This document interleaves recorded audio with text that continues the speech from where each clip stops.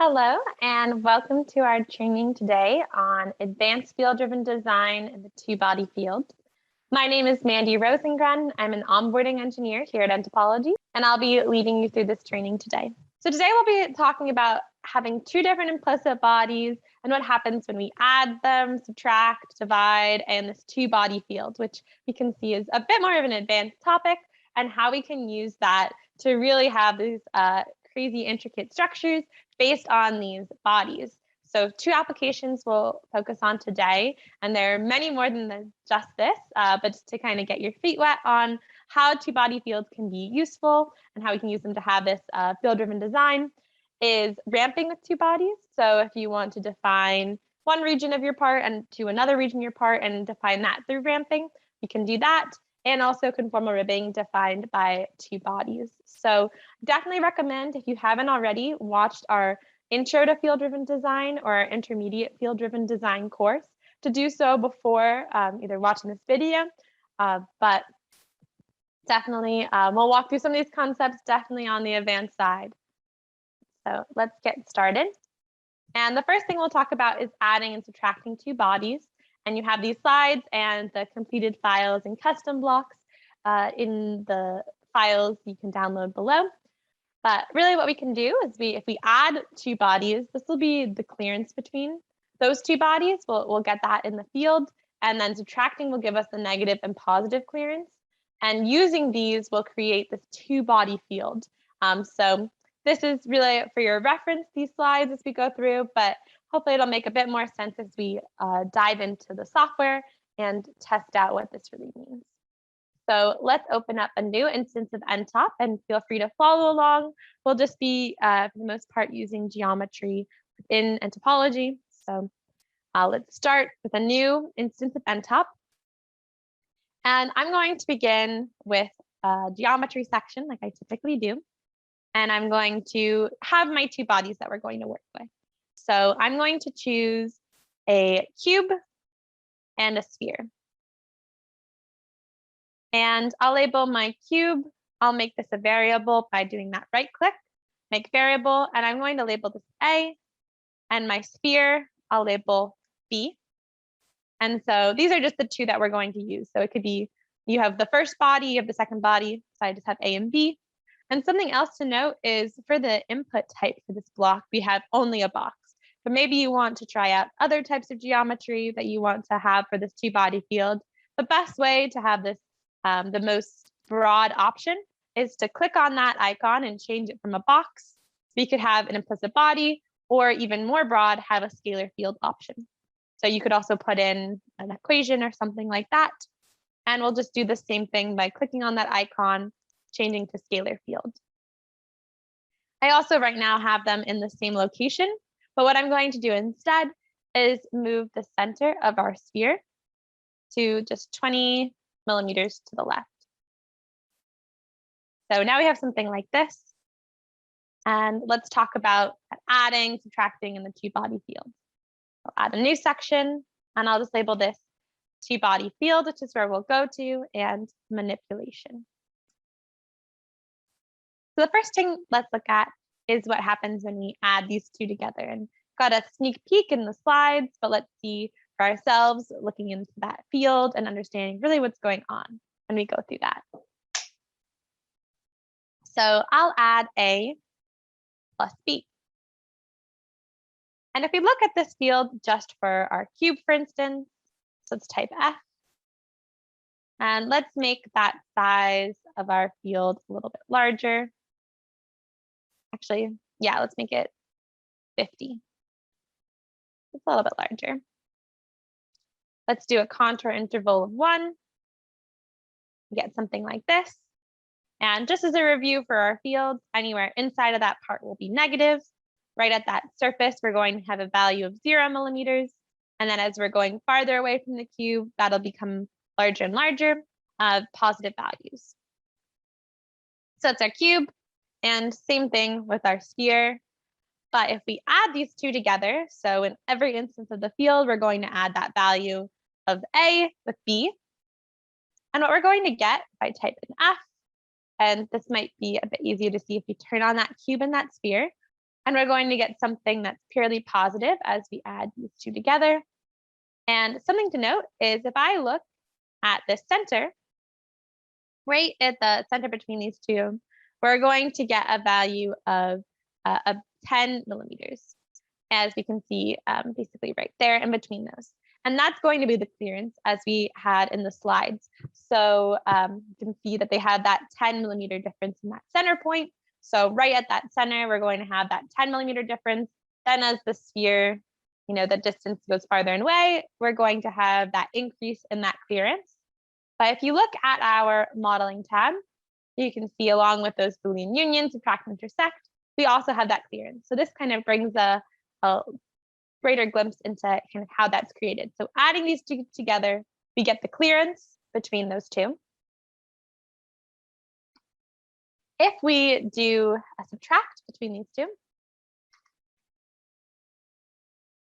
and I'll right click and make this a variable, and I'll just label this add. This one I'll label subtract. And again, we're just going to subtract A minus B. So now if we look at this, again, as the slide showed something similar, what we're going to get now is this line that's going to be equal to 0 millimeters right in that field.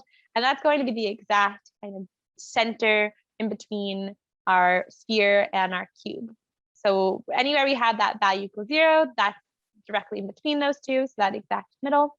And then we're going to now get, if you see at that surface of our part, we're going to have the negative clearance on the right and the positive clearance on the left. So also if I change the order of these, so if I did B minus A instead, you can see now we're just going to have the opposite result. So it really depends on how you subtract, but either way, you're going to have those positive and those negative clearance in those. Let me bring that back to A and B. So kind of an interesting concept that we have now, our clearance, our negative and positive clearance, and this the middle line between these two. And then our two body field, which is what we like to call it, is when we use the divide block. I will make this a variable and label this to body field. And what I'm going to do is take my subtract. So this is, again, going from positive 10 to negative 10. And I'm going to divide it by my add block, which is just going to have, if you look at that again, everywhere here is going to be 10. So if we look now at our two body fields, now we get something like this, which is, if you've been working with our TPMS fields where it's unitless, this is also unitless because our add field and our subtract field are both in millimeters. So we now have something that's unitless, and it's also going from from -1. And we have something that's going from -1, roughly basically to +1 when we're outside of our part. So once you go inside, you can see it increases, but now we're going to get that unitless field. And if we change this contour interval now, so let's do 0.1. Now we're going to get something really interesting, and we're going to use this two body field where we're going to see how, it starts off, it looks pretty similar to that field that we had for our sphere, where as we go farther away from that sphere, it's going to become larger and larger. But then it's going to become kind of that almost straight line as we're in between those two. And then it's going to shape more into that, that cube field. So this is our two body field. We can look at it. If we want to rotate it, we can see what that looks like. Change that. And we can see throughout, it's just going to be that same concept where we have our kind of our cube field and then slowly converting into that sphere field. And so what we'll do is use this two body field for some of the applications that I discussed. So in order to do that, I have the custom block with some of this with descriptions already in that folder that you can download, but we can also create this from scratch. I was like trying it out myself. So I'll label this CB2 body field. You can always add a description of what this is. So it takes in two scalar fields and creates the two-body field. So now when we're thinking about inputs and outputs, our inputs would be A and B. And our output would be this two-body field. And we could take out the cube and the sphere if we want to. We can also keep it in, so that would already be an input already. So we'll just keep it in for now.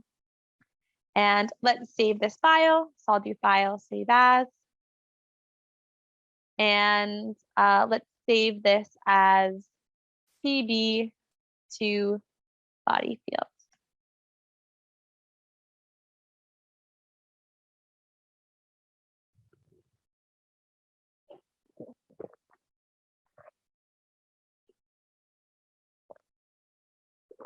So that's our two-body field. And let's think about how we can actually use this and then apply it to understand why this is can be an important application. And we can understand why this could be an important custom block that you might want to use. So let's go back to those slides and go to our first application, which is ramping from two bodies. So what we'll be doing is ramping from two bodies. So what we'll do is we'll have this lattice structure that we'll add to a just a nozzle as an example, and we'll have a cylinder that is going to be cut out of that part. And we're going to use the cylinder and the outer surface of that nozzle to define how we're going to thicken our part. So what we'll do is use that two-body field to define the inner and outer field and use that in our ramp. So let's get started with that. And first, what we'll do is then create a new instance of nTopology. So let's just have that run.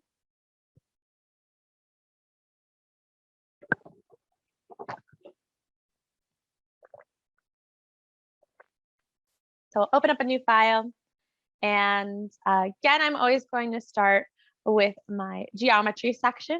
So I'll put in geometry.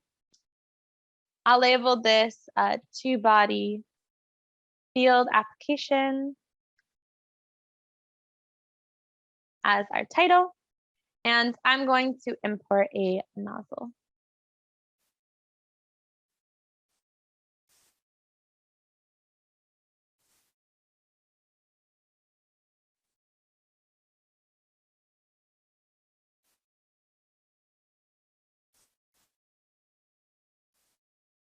And I'm going to import a nozzle, but of course you could implement it with any part that you want to try this out with.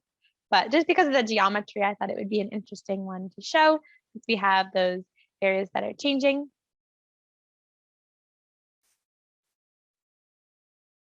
So that is our part. And I will double click on it and right click to convert CAD body to an implicit body. I'll just label nozzle. I also have the CAD face that I want to use to drive my ramping. So I'll turn off that visibility of our nozzle and single click to select that face. Right click and create CAD face variable, which I will label this as CAD face. And then what I'm going to also do is just put a cylinder into this and have a hole. So that's just going to be my example part so we can see what this looks like. So I will grab a cylinder. I'll make this a variable and label this hole. And for our 0.1 and 0.2, I'm just going to use some of the properties of our nozzles so that we have it going through this entire part. So I'm going to type in point for both 0.1 and 0.2 so I can define the X, Y, and Z. And if we look at our axis indicator as well, what we can see is I want to have something that is in the center of my part for the X and Z, but then in the max and the min for my Y. So if I go into my nozzle properties, for the bounding box, I'll choose the centroid for the X and the Z. And that'll remain the same for my 0.1 and 0.2. And then I want my point to be in the min and max of the y. So I'll open up that max point of the y and the min point of the y. And for radius, I'm going to make this 10. So let's change the color of this so we can see it a bit better. And we can do a section cut. Turn off that CAD face. And we can see that it's going to look like something like this. So then for the part that we actually would add this lattice structure to, I'm just going to do a Boolean subtract. Where the primary body is the nozzle. And then our hole will be our subtraction body. So if I turn off that import part, we'll see I have this gray region, which will have the lattice. And what I want to do is define the beam thickness right at that surface. And then I want a different beam thickness right at that where the hole is. So this is just a simple example, but maybe you have two separate regions and you really want to define those two. Something like the two body field is going to be the right process for that. So let me make this a variable and just label this lattice region, or you can label it part, which is what I have it named under the example file with descriptions. And now once I have that geometry all settled, I can hide some of those inputs. And let's get started. So we have our geometry.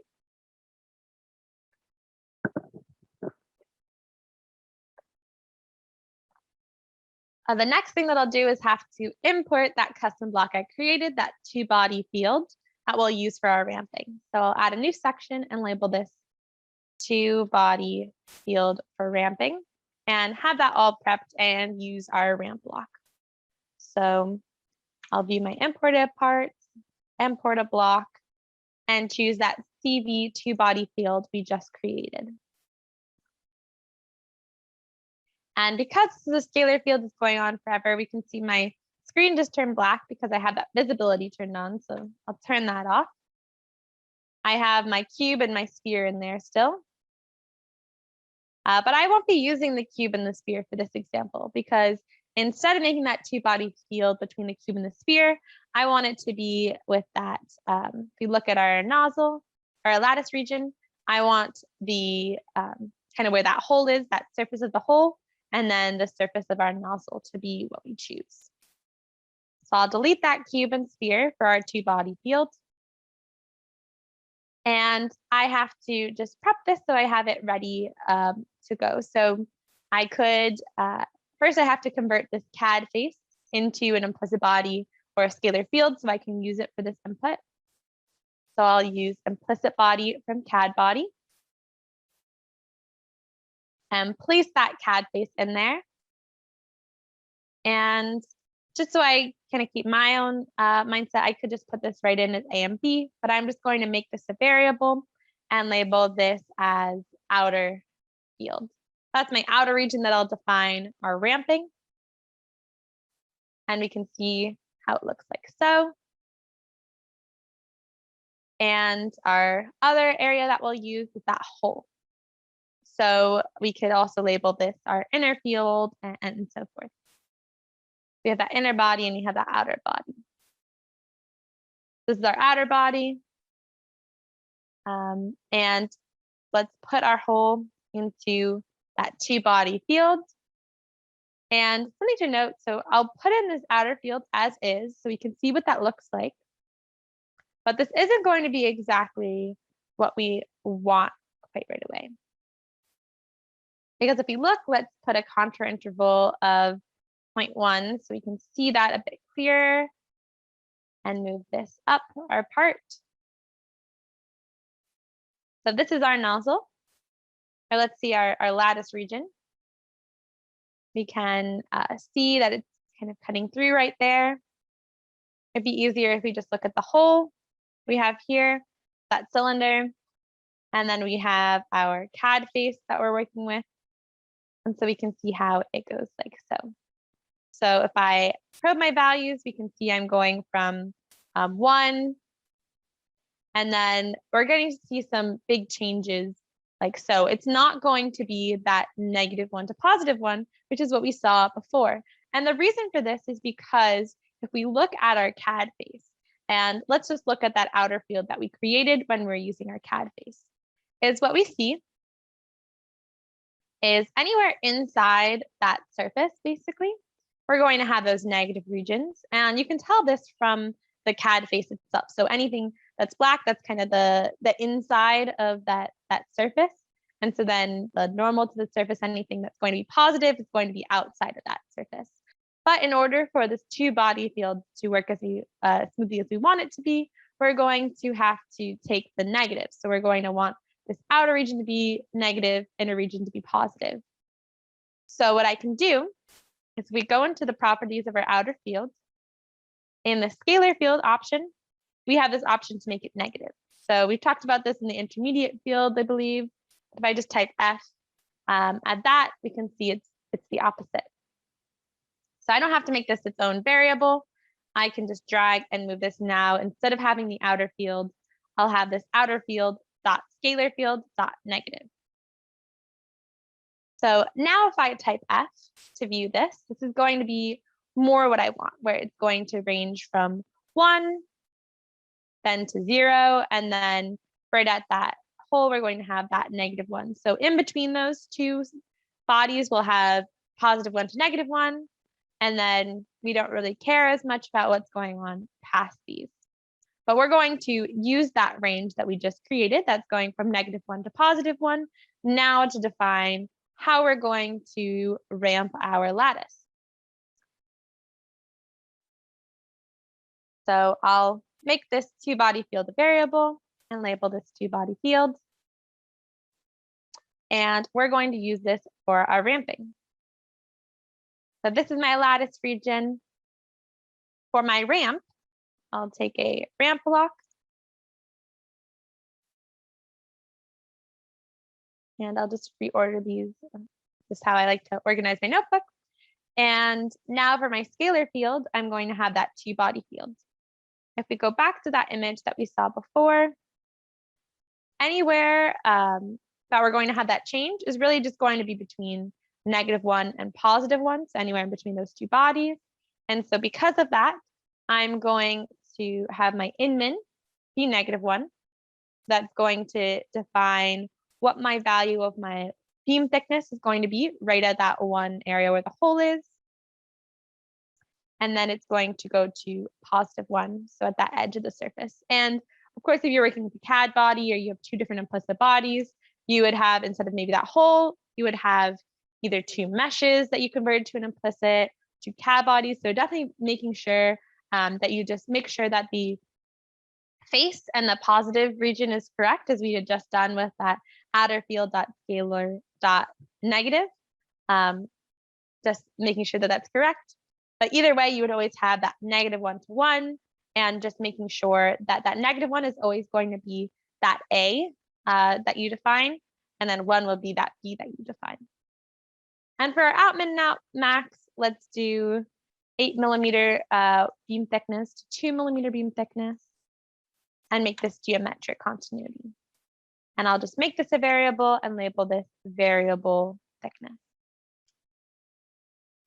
So that's pretty much it in setting up our two-body field. So next and last step is really just creating our lattice.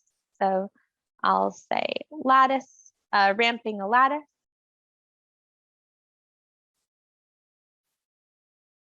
We'll use our periodic lattice body, which you can find in the beta tab. Unit cell, I'm just going to use a graph unit cell. And I'll choose body-centered cubic. For a cell map, let's do a rectangular cell map. Our volume is going to be the lattice region. And for cell size, I'm going to do 20 by 20 by 20. So that looks good. And our unit cell parameter, let's put in our variable thickness and see how that looks. And turn off that visibility. We can also, I didn't turn on the visibility of this before, but we can as well.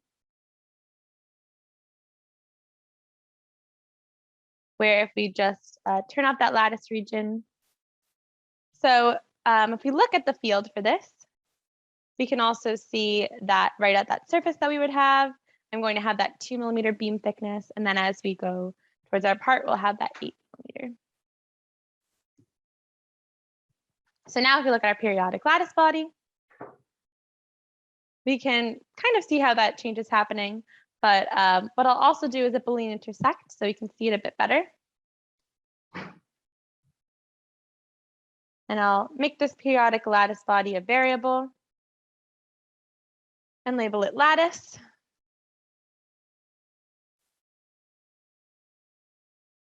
So I'll put this in as my Boolean intersect and just intersect it with my lattice region. And type I, so I only have that Boolean intersection.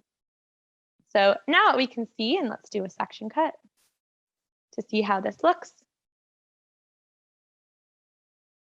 I'm going to have my areas of a larger beam thickness on that outer side, right near that hole, and vice versa for the other. And if I change this, if I do 2 millimeter to 8 millimeters, that'll show it a little bit better. We can see that everywhere that I'm right at that hole, we're going to have that the value of that 2 millimeters. Some areas, especially in the center, we're going to have a faster change into those.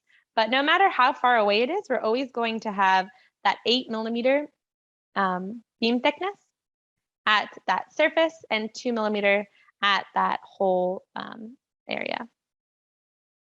And if I do a, let's make this a variable, let's label this final part. And just to help see this, let's do a Boolean subtract so we can see this half view and compare that with the field. So I'll take my final part as my primary body and just take a plane from normal to do a Boolean subtract. Like so.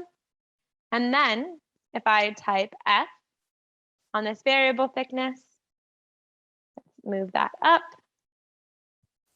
We add a contour interval of 1 and probe our values. We can see that we have that 8 millimeter here. And then in those areas where there's a lot smaller, and in those areas where we have that smaller region of change, and in that areas where we don't have as much volume, we're going to have that quick change from 8 millimeters to 2. But wherever we have that edge of that cylinder, it's going to be 2 millimeters, and it's going to go out to 8.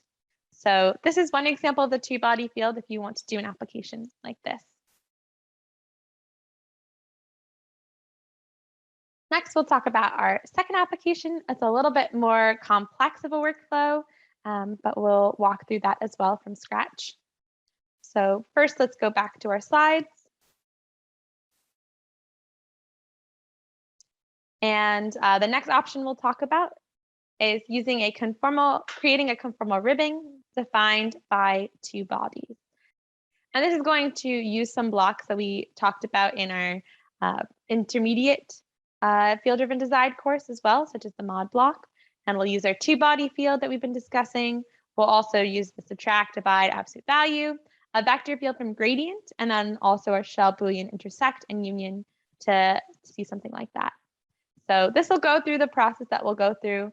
We're going to use that two-body field and create a positive triangle wave. So I'll show that and walk through that example when we're in the software, and then also use that to create this constant ribbing that we see here. We can create that outward shell of the part for ribbing. So we'll create this field, and basically we'll just do a Boolean intersect of the region that we want with that. So if you're a little bit lost now, that's okay. We'll walk through this whole process so you can understand how it works. And this is a more complex example than the ramping, but another way that you can think about this and see how a two-body field can apply to create really interesting structures like this, where we can see I have a sphere and a cube where I start with a cube here, a sphere, and now I'm going to get this really interesting texture or ribbing based on those two. So to do this, let's also create a new instance of NTOP.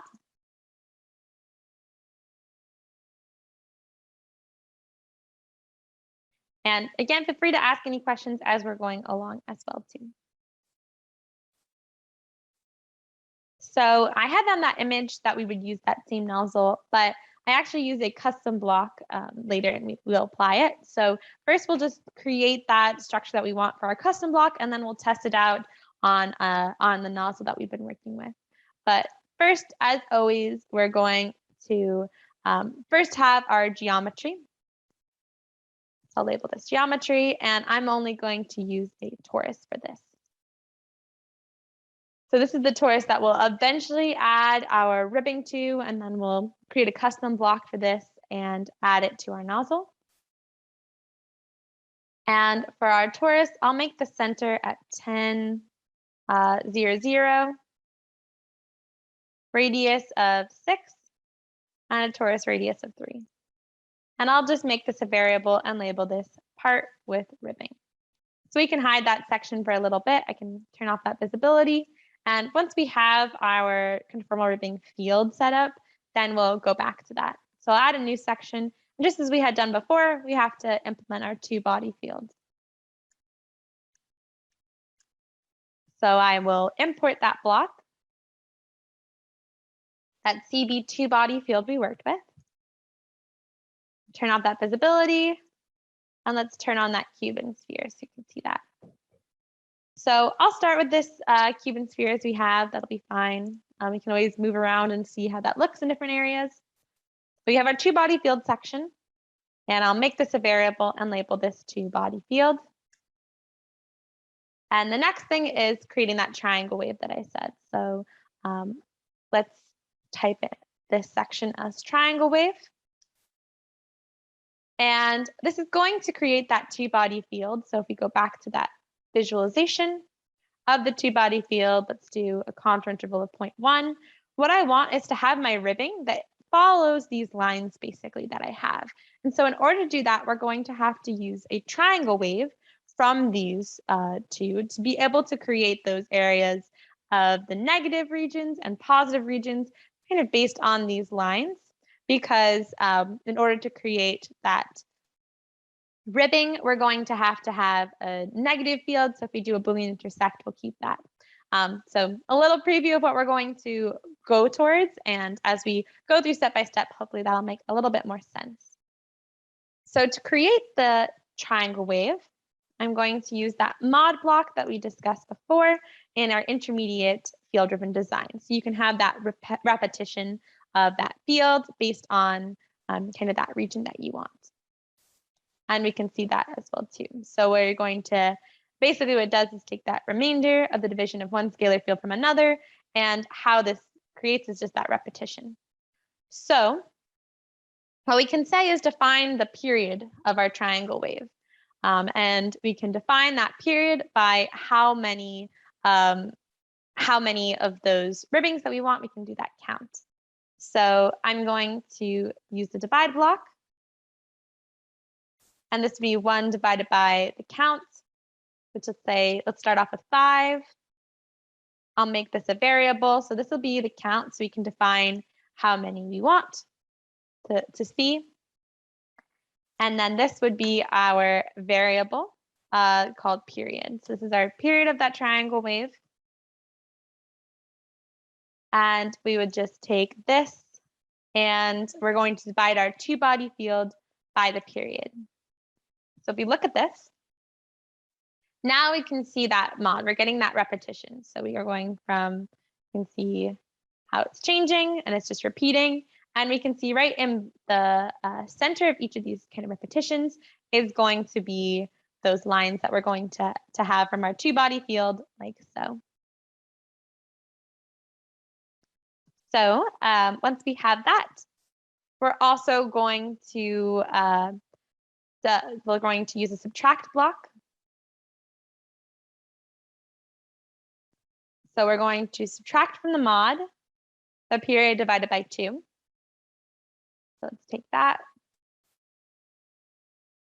So let's take our period, divide it by 2. And we can see it's going to give me 0.1. And if I view this, now we're going to have something that's negative and positive. So if we look before, when we had our mod, this is just going to give me those positive values. Now I'm going to have, we can see that changing from a negative to positive, and that change is also going to have that value of 0 where we have those lines like we see, like so.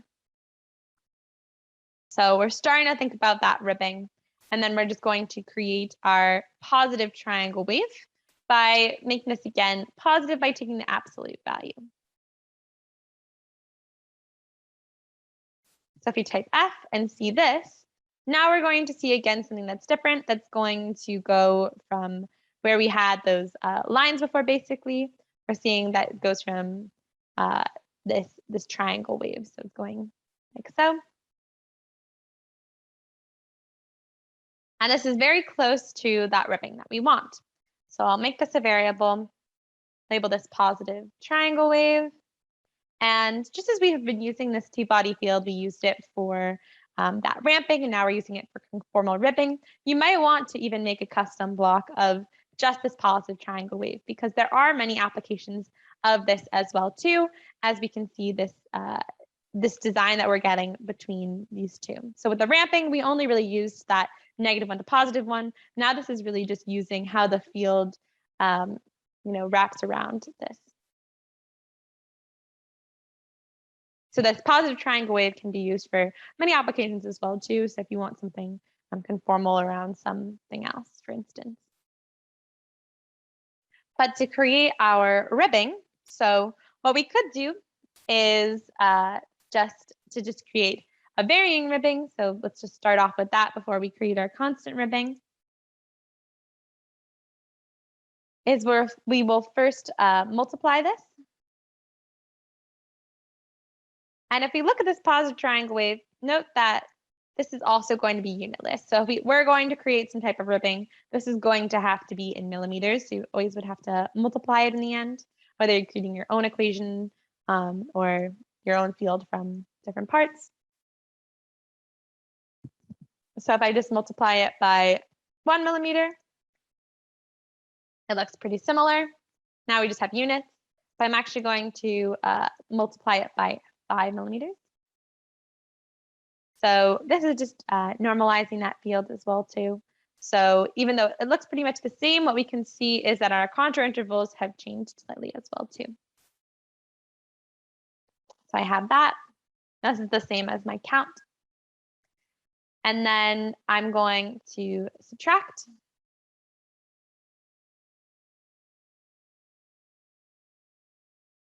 And so by subtracting, we're now going to get something that's not just all positive.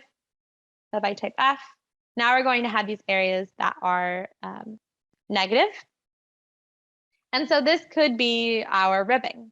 However, something to note is that certain areas are going to be larger than others, which is maybe not what we want. We have this varying ribbing, because what this does is it's going to subtract 0.1 from all this place. So everywhere that we had originally that range from 0 to 0.1, that's going to be where we're going to apply the ribbing. But as we go farther away from the sphere and the cube, or whatever two geometries you choose, we're going to have that larger distance. And so that's how we're going to, now we have that varying ribbing.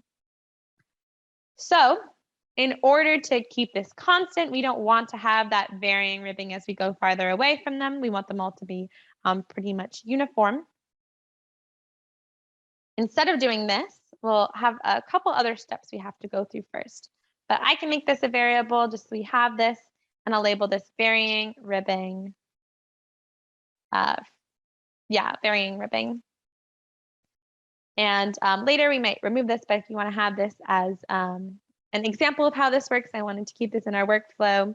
And this is also in our complete description file. So instead, to create our constant ribbing, what we're going to have to use is a vector field from gradient. So we haven't talked too much about this, but basically what this does is it takes our scalar field. So this is going to be our positive triangle wave. And what we're going to see is right now I'm viewing the vector field here. I typed an F. So if we're looking at a vector field, we would see something like this. We can probe our values and see what this is resulting in. But this is going to help me get that constant ripping because this is our vector field. If we look at this, it's just going to give me the gradient directions of that field, and that's going to help define that change so we can better control that. So I'll make this a variable and just label that grade. That's our gradient. And now in order to create that constant ripping, I'm going to divide our positive triangle wave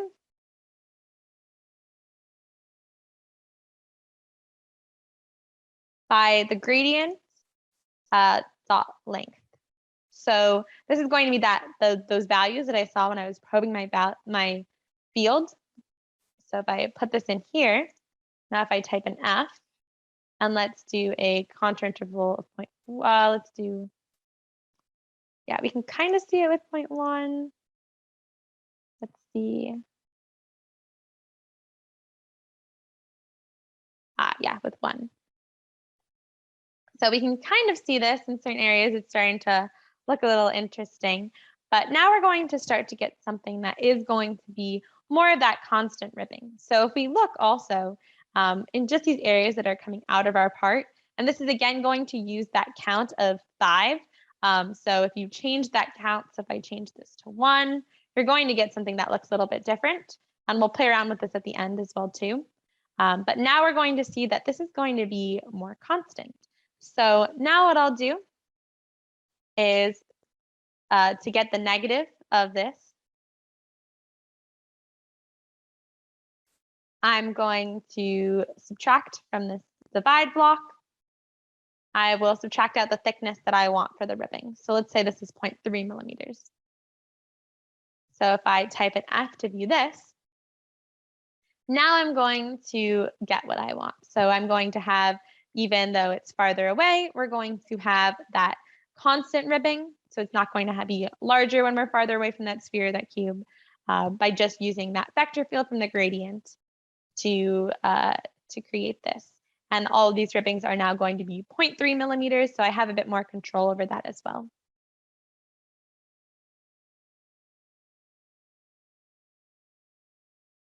And one other thing to note as well is that we have that count of 5, and so this is actually going to be twice of that count. So for instance, if I made 3, we're going to see I have 6 of these conformal ribbing that we have just in between those two, so it's always going to be double of that count. I'll go back to that 5. And really, once we have this field, the hard part is all over. So let's make this a variable, and I'll just label this constant ribbing. And close some of these inputs. And actually, well, maybe let's make this operand B in our constant ribbing a variable and just label this thickness of ribbing because maybe we'll want to change that and see how it looks.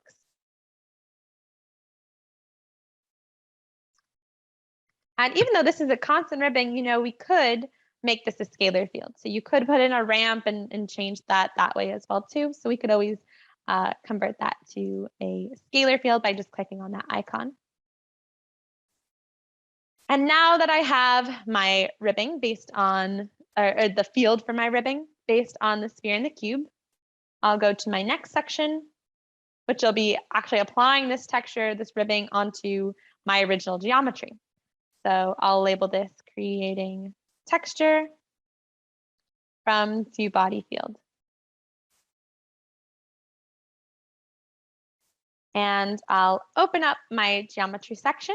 So we'll be using that part with ribbing. And we can, first we'll just hide a little bit of our triangle wave. Let's turn up the visibility of our cube and sphere for a moment. And in order to create this ribbing, I want to have this texture, this ribbing, on the surface of this torus. So,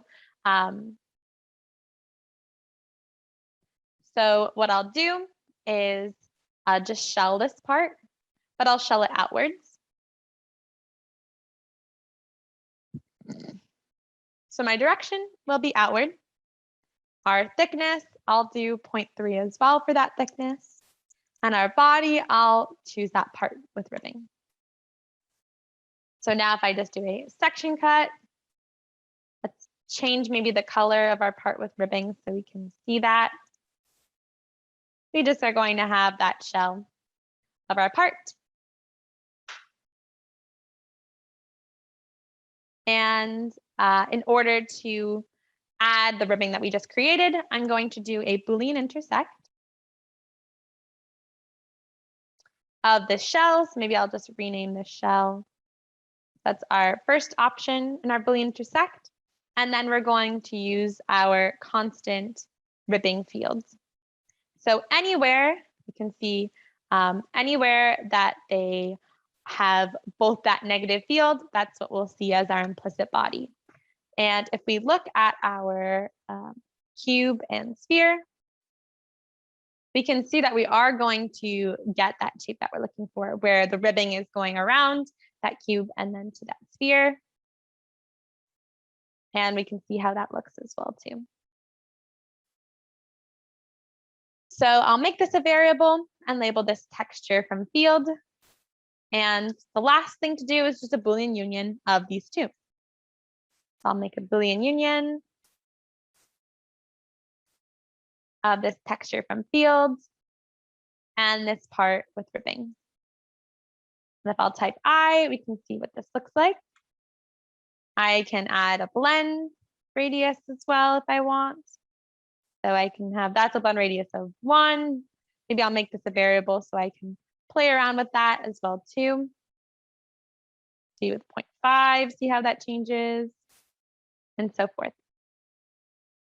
So that's creating that conformal ribbing with two body fields. And you can continue to play around with some of those inputs. And if we want to see what this looks like on our nozzle, we'll have to create a custom block for this, or you could import our geometry, but maybe you want to add this ribbing to multiple parts. So I definitely recommend making a custom block, which we'll go through next for this, and then apply that to our nozzle that we were working with before. So with our inputs, let's think about what we want to place in there. So definitely that cube and that sphere, whatever A and B would be. So I'll right click and make our cube a variable, label this A. Same with our sphere, label that B. And just as we had done with the two body field, we're going to click on that icon, change it into a scalar field for both of those. And I'll just drag that into the inputs for both of them. For the part that we want to have this ribbing occur, that would be that part with ribbing. And again, we'll have to change that icon from torus type to an implicit body, or you could do scalar field as well. And place that in the front, in the top. Other areas that we need our inputs would be maybe that count. Maybe you want to change that. We'll bring that to the top. The thickness of our ribbing, maybe you want to change as well. We can look through there, but everything else we're not really needing to change. And then we might also want to change how much we shell that part. So that ribbing height. So if we open up our shell in our texture from fields, we have that thickness is 0.3. But let's make that a variable and just label this ribbing height. And move that to our input. And then our blend radius, we can also do that as well too. So we have all our inputs defined. You might want to put more comments in here and add some more descriptions on what all of these mean. I have an example as well in those custom blocks. You could also just use that one. But we also have to have that output. So my output would then be this Boolean union that we created. And I'll just make this a variable and label this final design. And place this in as the output. Just some notebook management. There's nothing more in this geometry section, so I can right click and delete it. Everything else I think can stay as is. And let's make this a notebook have a name. We could also just save this file and it'll change that notebook name to what we want. So let's just do that so we don't have to do it twice.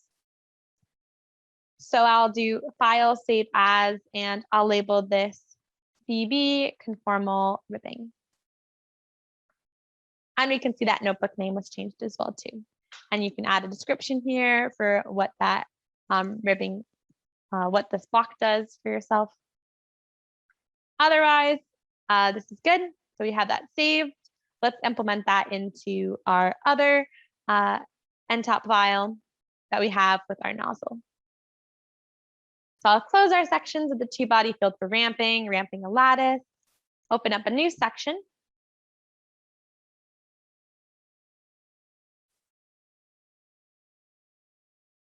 And this section I'll label as ribbing. So I can click on that section and type I to turn off all the other sections and anything else that's on that part.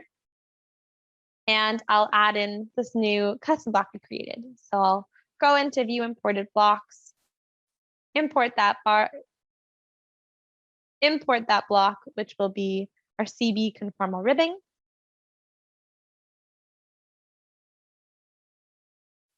And if I type in Z, we have that torus already in there. You might want to remove it, but before you save this custom block and place it in, if you don't want to have any of these in, but I think it can be fun to play around with this. So another reason I wanted to keep these in is just to show a cool aspect that we can do if you have GPU accelerator turned on.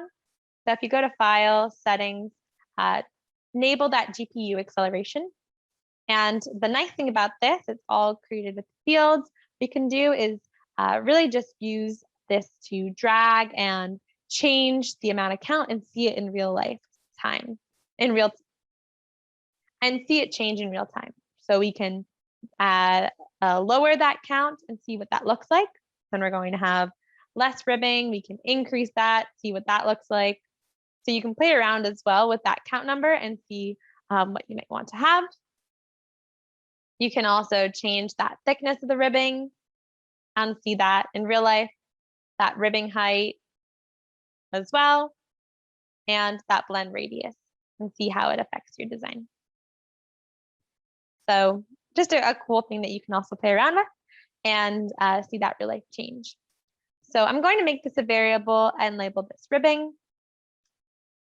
And we won't be using this torus. We'll be using instead our nozzle. So our part with ribbing, I'll just use this nozzle. We don't have to use that lattice region.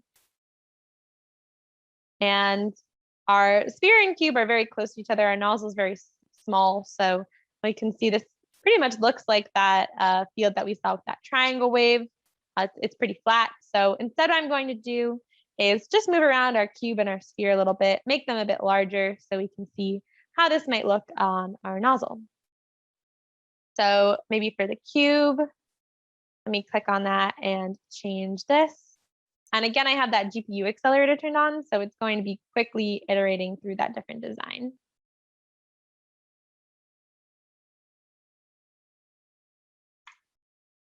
Let's also increase the size of this cube. So let's make it say 35. Let's make our radius say 10, a little bit bigger. And then again, let's play around with the count. So you can see it's not as smooth with that just because we are working with something that originally was a CAD body. The GPU accelerator tends to be that nice smooth transition like the torus when we're working with something that's all completely implicit. But let's see, let's just try 10 for the count. For our thickness of the ribbing, since it's a bit larger, let's do 3 millimeters, ribbing height of 2, and a blend radius of 1. So now we're going to see something that looks very similar to our slides that I showed in the beginning. And again, you can move that sphere if you want, play around with that location, like so.